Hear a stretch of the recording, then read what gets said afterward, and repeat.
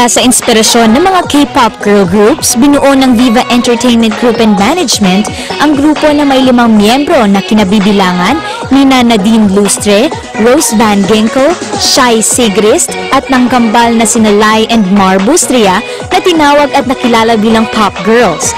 Naging hit ang kanilang mga pop songs kagaya ng Sige Sayaw,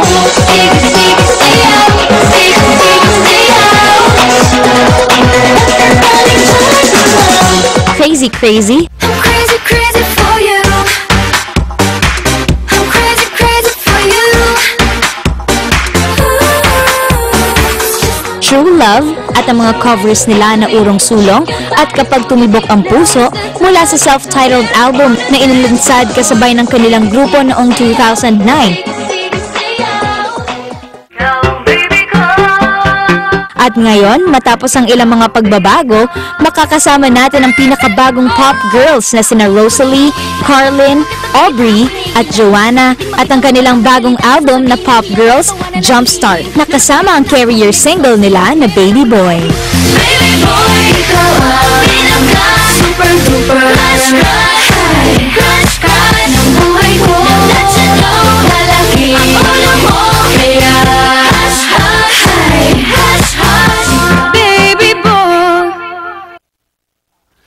Ladies and gentlemen, right here sa Letters and Music, Eagle Rock and Rhythm section, Raymond Stone! She's a pop girl. Hello, girls! Hello! Wow! Hello! Welcome to Letters and Music. Pero sa portion na ito, itong tawag ay Eagle Rock and Rhythm. Sabihin nga ninyo? Eagle Rock and Rhythm. Gusto ko may iba-ibang dating na boses. Eagle Rock and parang kanta. Yung Eagle. O sige. Yung gano'n lang ha. Iba-iba. Iba to na. Eagle Rock and Rhythm. 1, 2, 3, go! Eagle Rock. Iba.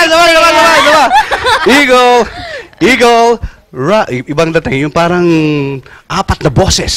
Yan. Eagle, Rock, and Rhythm. 1, 2, 3, go! Eagle Rock and Rhythm! Sama na ako. Sige. 1, 2, 3, go! Eagle, Rock, and Rhythm! Wow! Bongga! Galing ah! Gusto ko yun, okay?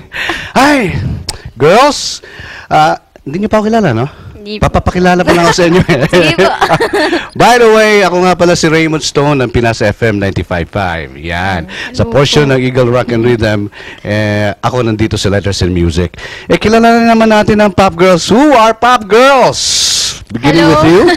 Hello po, I'm Carlin. Hi guys, I'm Aubrey. Hello guys, I'm Joanna. Hi guys, I'm Rose. Oh, And we are the Pop Girls. galing. The pop girl.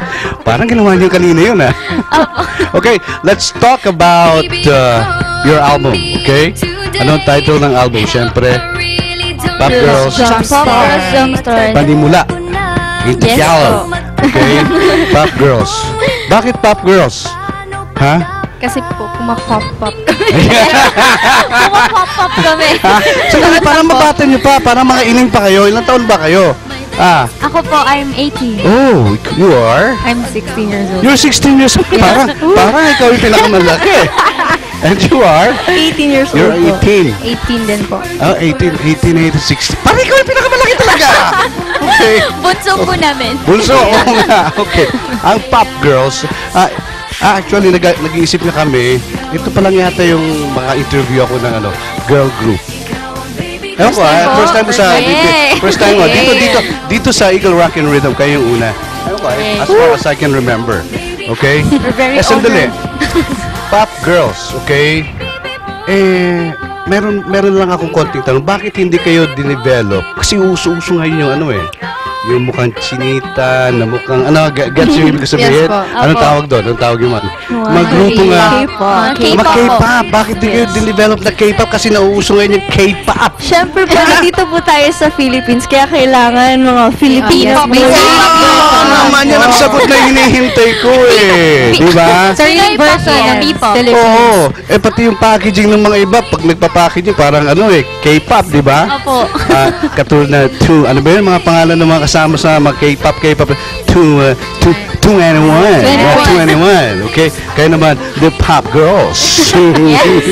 Pinoy na Pinoy. Opo. Which is pretty evident sa inyo. Pati forma nyo talagang, pati ganda nyo, ha? Ganda nyo, ha?